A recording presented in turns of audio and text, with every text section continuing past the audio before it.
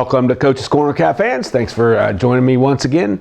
Hard to believe we're halfway through the regular season already, and hopefully that will continue. I think we've already clinched a playoff spot, so that's a good thing. But hopefully the next 5 weeks we can win some of these games and maybe get a home playoff, and maybe two possible.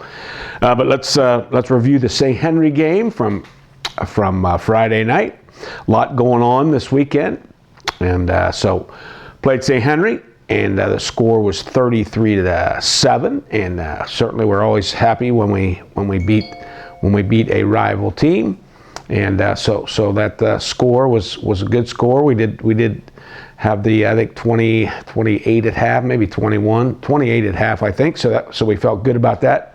Our defense is playing really well. We had 3 interceptions and almost a fourth. We had an interference call on one of those interceptions.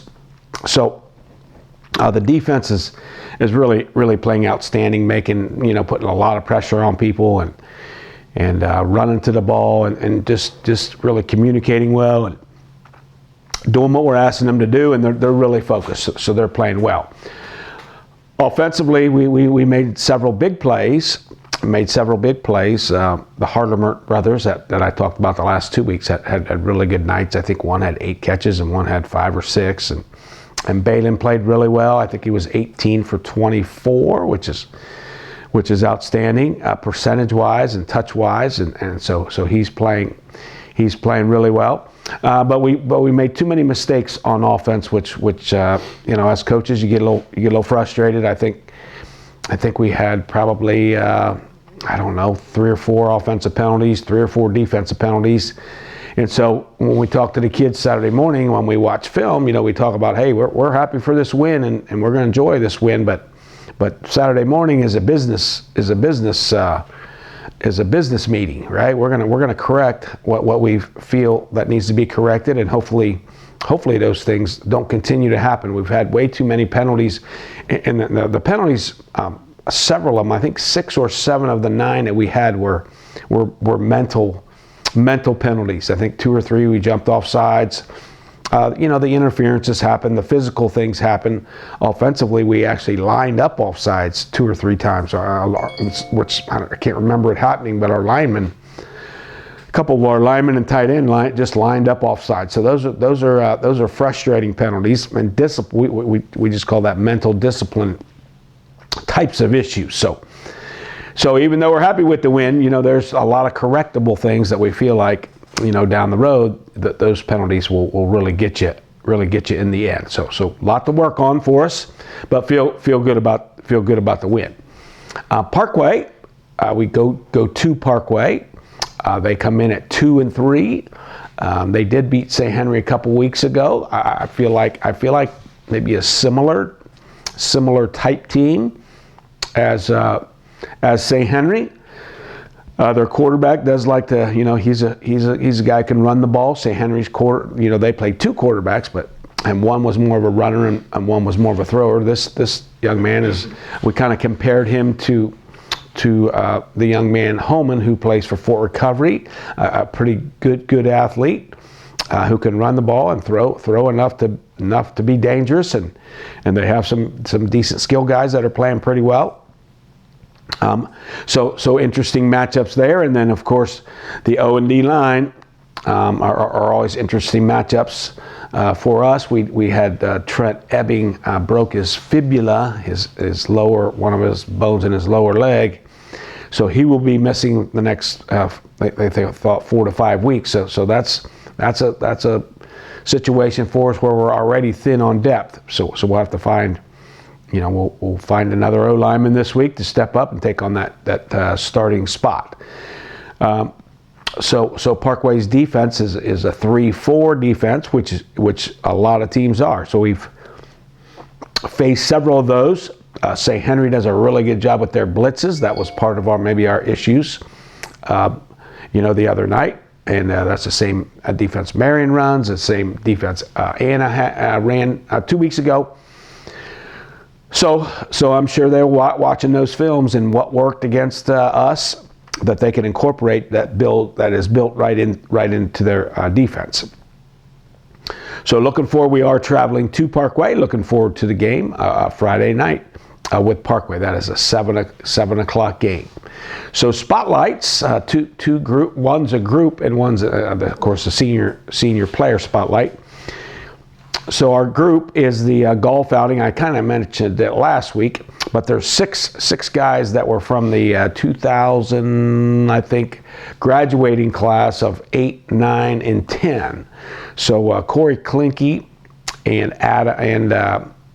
Chunky Deuce were together in the 2000 and I guess they graduated in 9, I believe. Ryan Geyer and Kyle Arns were 8 graduates, and then Adam Rammel and Keith Wenning were 10 graduates. And those guys are all been friends forever, and they all live in Coldwater now. A couple of them were away for just briefly. I guess maybe none of them have really not lived in well, of course, Keith played, in the NFL for those 3 or 4 years.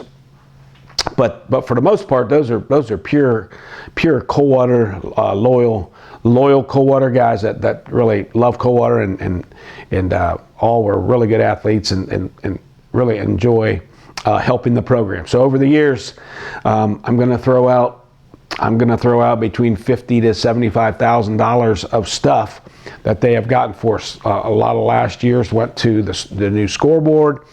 We've got football bags. We've got those black pants we wore in the St. Henry game. They bought 90 pair of those a few years ago. There's been weight equipment, our sideline camera. So each year they've tried to do something to either specifically for the players or specifically for the program that can last quite a long time. So that's been great. So the golf outing was fun. It was Saturday this past Saturday after the JV game, and we had 28 teams playing, so it's about a four and a half hour out at the Elks. They do a really good job. Kirby and his crew do a great job out at the Elks of running all those tournaments. So those guys do a great job and much appreciated. Corey, probably as you know, is also one of our coaches and teachers. So he kind of is a dual partner with the team and obviously with the golf outing. Our spotlight player this week is number 7, Austin Hamilton, and of course these guys are all seniors. Austin is number 7, plays safety for us, one of our safeties, and he's also a really good special teams player. So he's great on kickoff. He and his brother Brady do a really good job on kickoff. Austin is also a really good wrestler. He and his brother both are good wrestlers. Their dad Matt is one of our 8th grade coaches. So they're really in tune and really enjoy our program, and we're glad having the 3 of them. They have a little brother that's I think about a 5th or 6th grade or something like that. So Austin, we weren't quite sure how he would be this year, to be honest with you. He was a special teams guy last year. He's undersized. He wrestles at 100 and probably in the 30s, 130 pounds, and I think now he's probably 155, maybe 150, 155. And just playing really well, really good tackler, and is doing a really good job against the teams that are passing a lot and getting collisions on people, so he's doing a really good job. So I'm proud of Austin. Austin was also the homecoming king the other night, so he should feel good about that people have a good respect for him and like him, and he must be a likable guy at school, or they wouldn't vote for him. So good for Austin. So like I said, there was a lot going on this weekend. We had the golf tournament, we had the homecoming, and most of the kids did show up for that, so that was cool. And so Austin Hamilton on the spotlight. Just a little side note, Bob Miller, who taught here forever and continues to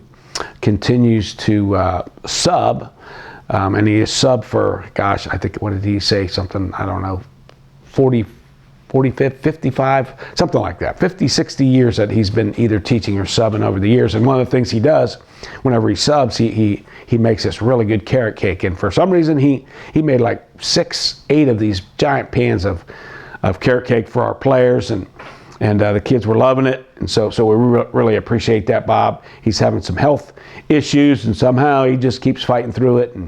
And so people love his carrot cake. So thanks, Bob, for doing that for us.